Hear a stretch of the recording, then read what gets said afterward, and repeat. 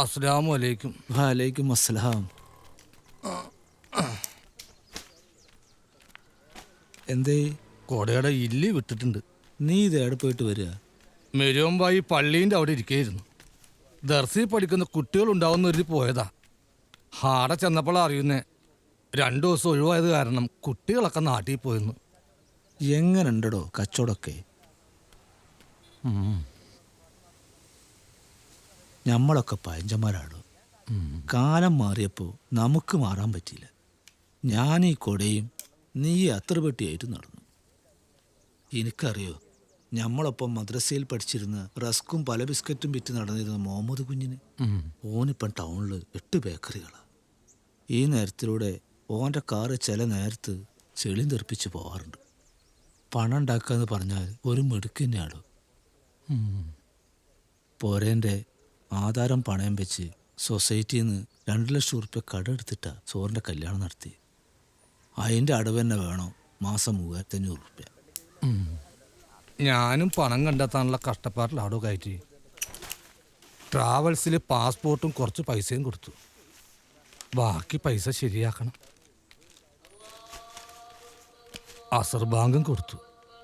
സമയം പോണൊരു പോക്കേ. വാ, നമുക്ക് നിസ്കരിച്ചിട്ട് വരാം.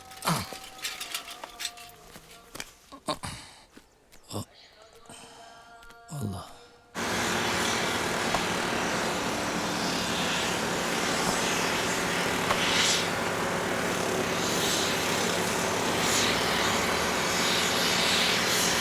ജോൺസൺ ലഹോറും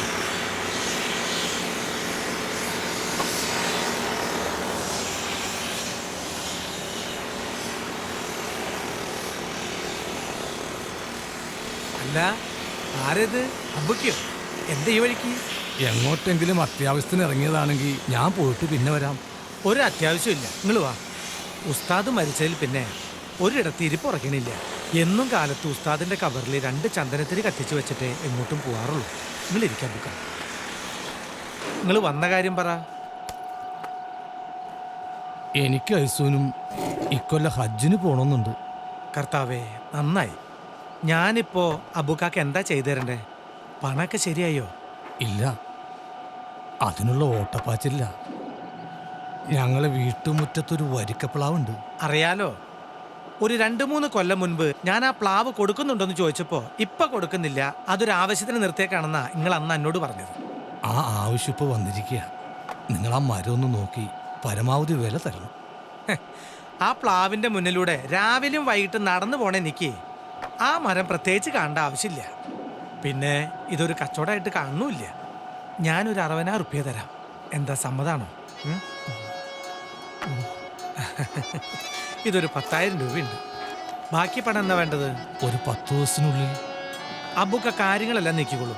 ബാക്കി പണം ആ സമയത്ത് കിട്ടിയിരിക്കും. ശരി.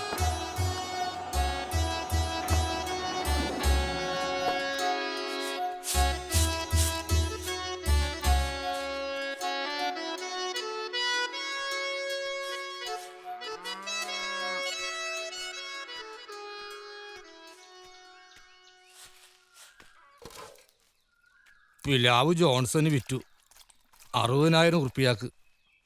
10,000 ഉറുപ്പ്യ അഡ്വാൻസും തന്നു. മനുഷ്യന്മാര് ആരൊക്കെയാ എപ്പോഴൊക്കെയാ ഉപകാരപ്പെടുന്നു പറയാൻ പറ്റൂല.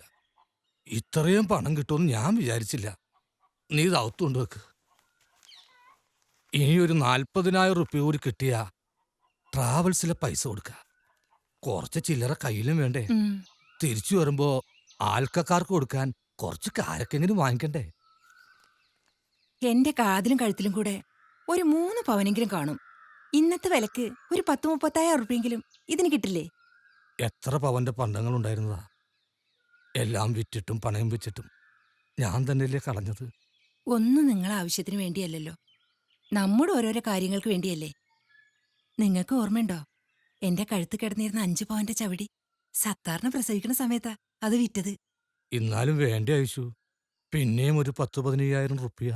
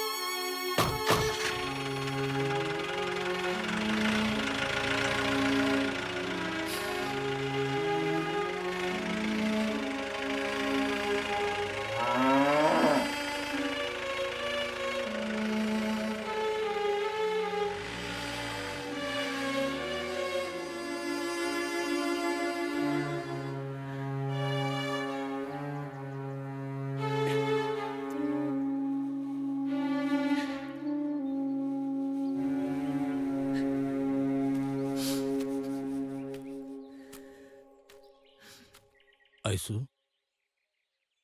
എന്റെ കയ്യിൽ എന്തിനാ, നിങ്ങൾ തന്നെ വെച്ചോ.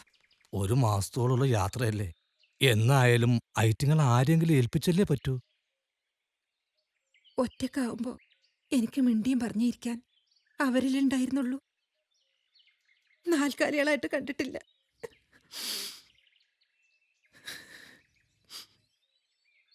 നമ്മൾ കണ്ട കിനാക്കളൊക്കെ നടക്കാൻ പോവാ. നിന്റെ സ്വർണം വിറ്റതും ഇതും കൂടി ട്രാവൽസിൽ കൊടുത്താ ഇപ്പോഴത്തെ പ്രശ്നങ്ങൾ തീരും. പിന്നെ യാത്ര പുറപ്പെടുന്നതിന് മുമ്പ് ജോൺസന്റെ കയ്യിൽ നിന്ന് ബാക്കി കാശ് വാങ്ങി ട്രാവൽസിൽ കൊടുത്താൽ മതി. ഇനി നമുക്ക് ധൈര്യമായിട്ട് തുടങ്ങാം മൈസു. യാത്ര പറച്ചിലുകളും പൊരുത്തം വാങ്ങലും.